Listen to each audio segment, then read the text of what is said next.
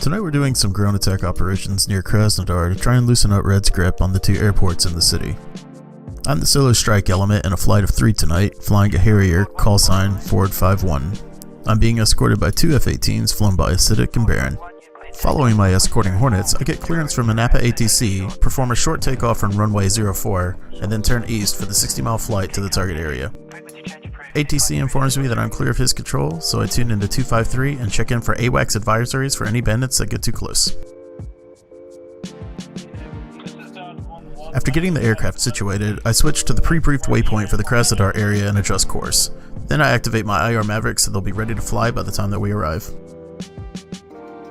About 35 miles out from the target, I use the EHSD to get my targeting pod looking in the right direction and start scanning for the airports. After having some initial difficulty finding them, I remember that my moving map display will have the airport locations marked. After pointing the pod to the marked points on the map, I find the airport and begin scanning for targets.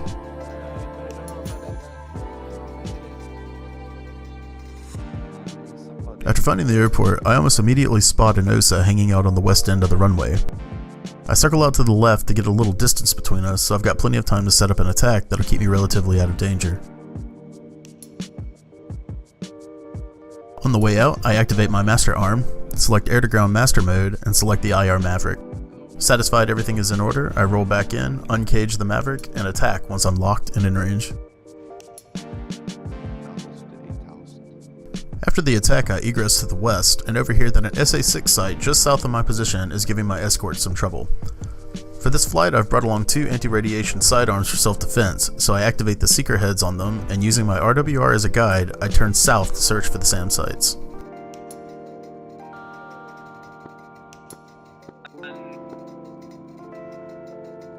I had a hard time finding the sites because I was much closer to them than I anticipated. I turned on the HUD FLIR while sweeping with the sidearm seeker head to help me find them, or to spot a launch in case they decided to shoot at me first. Eventually I did find the site with the seeker head, but the attack was rushed and poorly set up, so I have no confirmation if the missile found its target.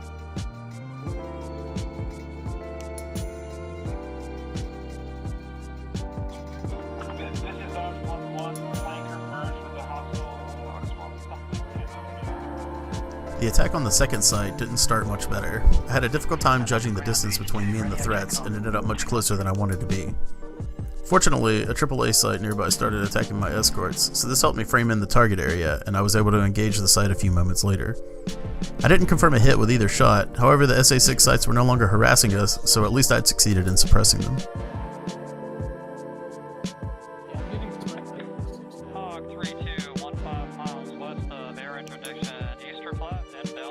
My escorts informed me that we were near a helipad and warehouse complex that was held by Red forces, and I decided to investigate. I turned back into the warehouse and put it on the nose of my aircraft and designated the area for my targeting pod.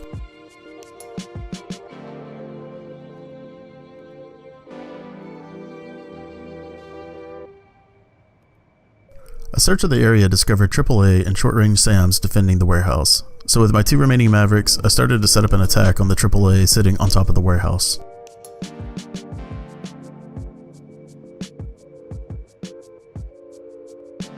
I set my laser code for the Mavericks and targeting pod, then turned into attack.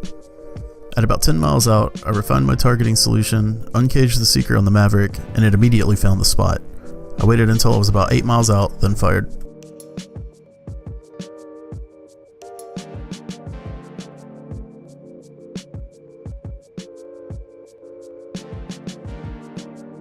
I turned to the east, careful not to obstruct the viewing angle of the targeting pod, and waited. Self-lasing attacks have an interesting element to them. If threats show up, you have to evaluate the amount of time you can safely guide the weapon and still escape afterwards. While you're guiding the weapon, you're a sitting duck. After destroying the AAA, I spotted a wheeled SAM launcher a few hundred feet away from the warehouse. I decided to use my last Maverick on it before leaving.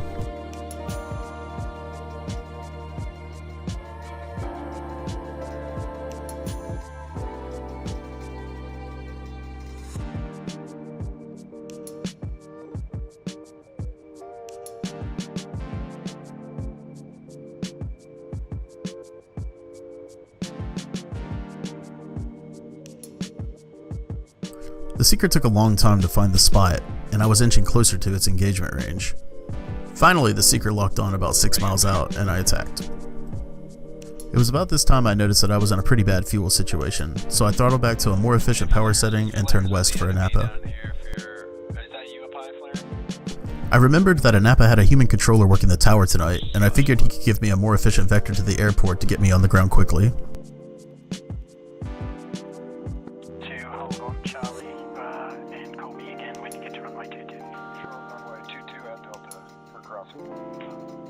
Cross runway 22. Okay, crossing runway 22. Station calling with the damage. Say call sign again. I'm sorry, I did not catch that. I don't have any radar contact. Okay, radar contact 5-1.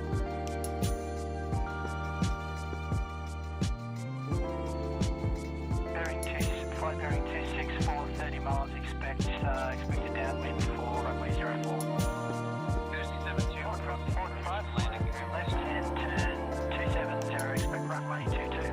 I had a hard time spotting the airfield, but using the HUD FLIR I was able to find it and entered somewhere around the left base for runway 22 at Anapa with about 250 pounds of fuel remaining. It was going to be close.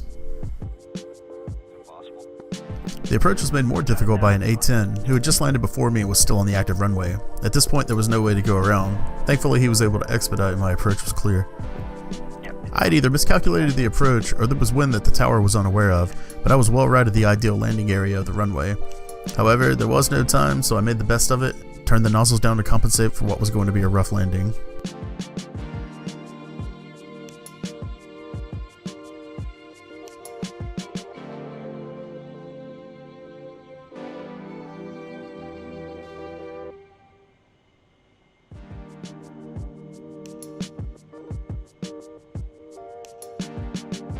I came down pretty hard on the nose gear, but with about 50 pounds of fuel left I was happy to get down with no damage.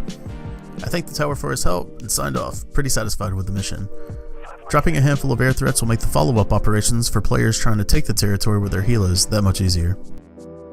Working as a team is what makes Georgia at War fun and a pretty unique experience in the DCS World multiplayer landscape.